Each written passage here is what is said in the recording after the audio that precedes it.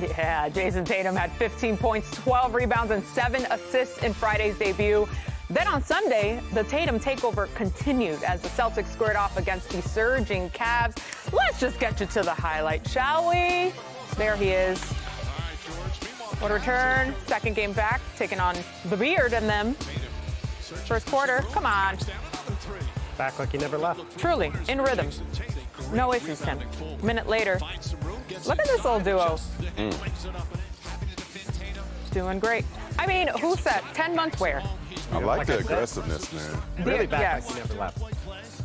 It's nonsensical. All right, a lot going on here in this play. Harden trying to make it work. Somebody get a rebound. Anyone. That was the story of the entire game for the Cavs. They could not make a single shot. Not a thing. They could not get it going. All right, here we go. Jump to the third quarter. Early in the third.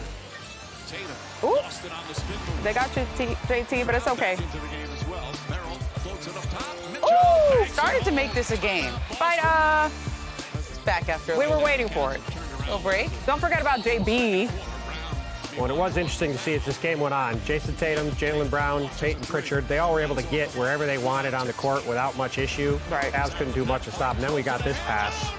What I don't is know this? if I've seen a better alley-oop pass. That's as good a pass. Like, you literally couldn't Full court. place it better than putting it right on the rim for Evan Mobley to throw it Jason down. Kidd maybe could put that. Insane. RJ Browns said need on the a quarterback, broadcast, Jason Kidd like pass. It's nonsensical.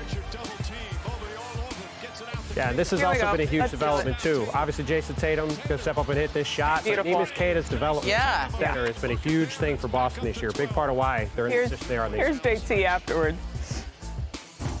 I think we did a good job. Obviously, every game you can learn something, win or lose, but I can't stress it enough, man. I'm just happy to be out here playing on the team with the guys, competing, making plays, making mistakes. Just happy to be out here. So with the win, the Celtics moves just 2.5 games from the Pistons for that top seed in the East. They've won 14 of their last 17 games. Insane. They are rolling. MJ Acosta-Ruiz here with Ramona Shelburne, Tim Bontemps, and Marc Spears in the house, looking very dapper. Jayson Tatum is averaging 17.5 points, 7.5 rebounds, and 4.5 assists in 2 games since returning to the Celtics lineup. Tim, what is your reaction just seeing him these last couple games? I mean, it's really goes back to what I've been saying the last couple months, which is if Jayson Tatum can get back on the court and look anything like the guy he was before he got hurt, the Celtics have to be the favorites in the Eastern Conference playoffs coming up in a few weeks. And the way these first 2 games went, you have to feel great if you're Jayson Tatum, the Boston Celtics, and their fan base. He could not have looked better in this game. And it wasn't that he came out and hit it every single shot. He obviously looks a little bit rusty shooting the ball, but he got back to being a great help defender, making these passes like that one to Neemias Queta there, hitting spot-up threes. He's always been an excellent player in terms of his ability to fill out the stat sheet across the board, to do all the little things required to help a team win. He did all that stuff and more in these first 2 games. And for a guy who hadn't played in 10 months, you have to be thrilled to see him come back the way. Yeah, I mean, he literally could not have had a better start to these 2 games. And one thing that I like, though, is that he focused on defense and setting guys up and playing within the flow of that Boston offense. And I think, he said, I was just trying to get a feel for the game. And I texted with him a little bit over the weekend, and he said, I'm feeling pretty good, but I'm still just trying to find it again, find my rhythm.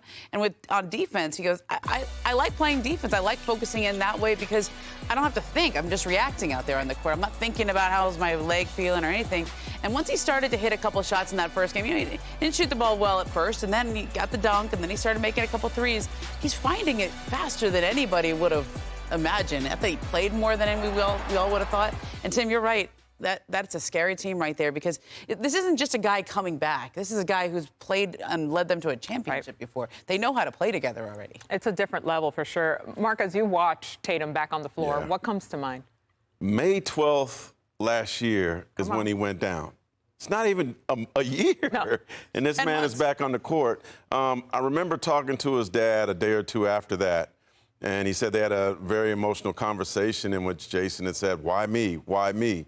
His father told him it's God's will, and he said, "Remember, your idol's Kobe Bryant, and you'll come back from this Achilles injury, just like Kobe Bryant did," and he did.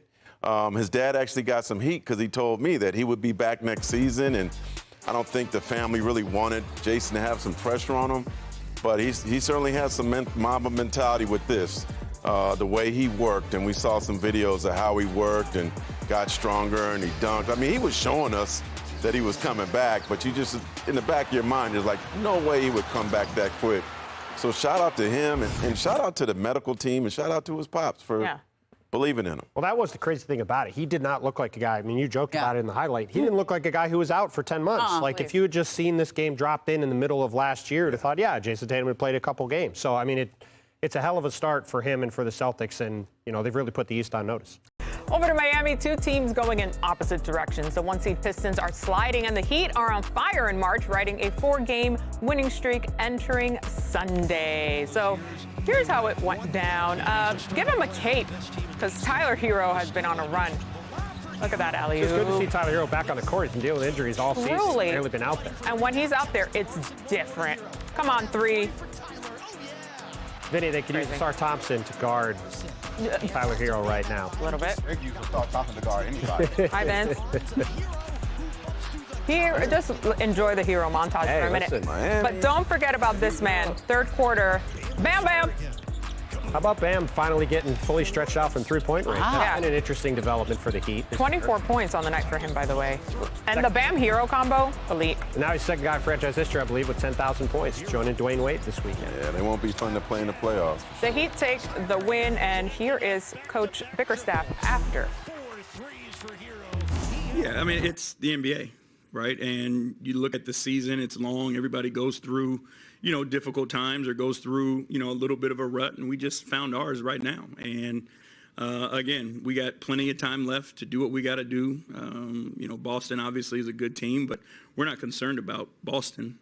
You know, our biggest concern is making sure that we're doing what we need to do to go out and be as good as we possibly can. And we got plenty of time to figure it out, and we will. The Pistons have now lost 4 straight games after not losing more than 2 in a row this season up to this point. Their offense has scuffled during the streak, scoring just 107.5 points per game. A big hello here to Vince Goodwill joining us now. Thanks for coming by. We're getting cozy here at the desk. Look, you've been around this team quite a bit. What's the most concerning part about this losing streak? I think, and we can all agree with this, around the trade deadline, we were all looking at the Eastern Conference and saying, is Detroit going to do something?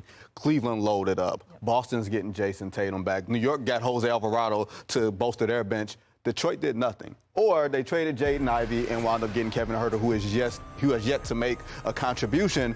And you're looking at that offense, and you're looking at how dependent it is on Cade Cunningham. They're very dependent on defense leading the offense. And with Sar Thompson being out for the next week with that ankle injury, that's a big blow to them. And this is something that teams are concerned about loading up into the playoffs. I think it's a little something here. I mean, look, I think Cade, they gave him a night off against Brooklyn thinking we should be able to beat the Nets without Cade, and they did not.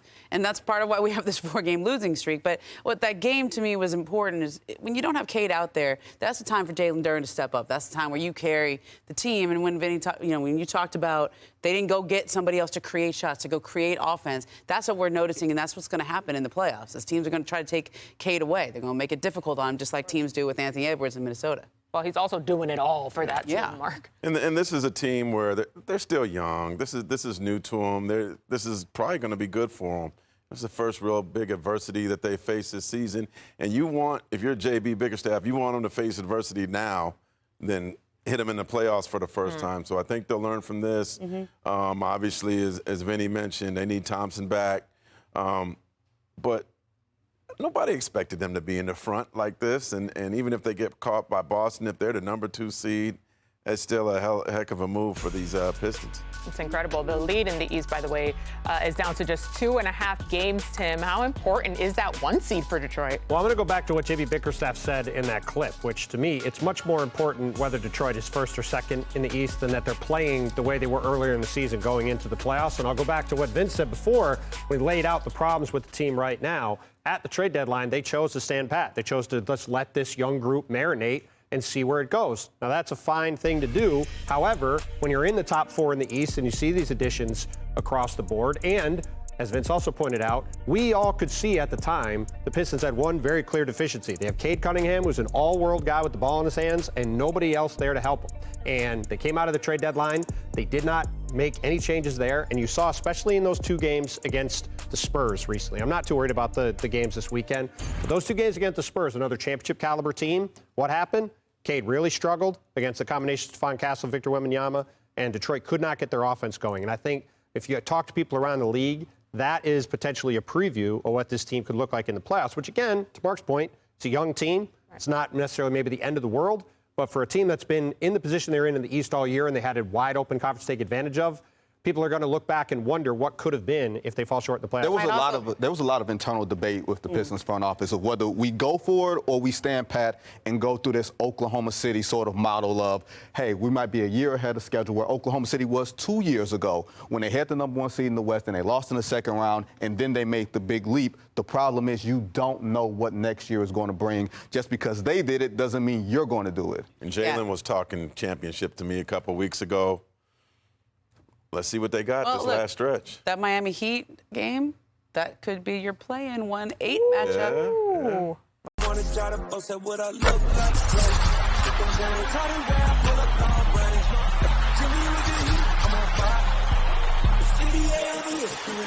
Yeah.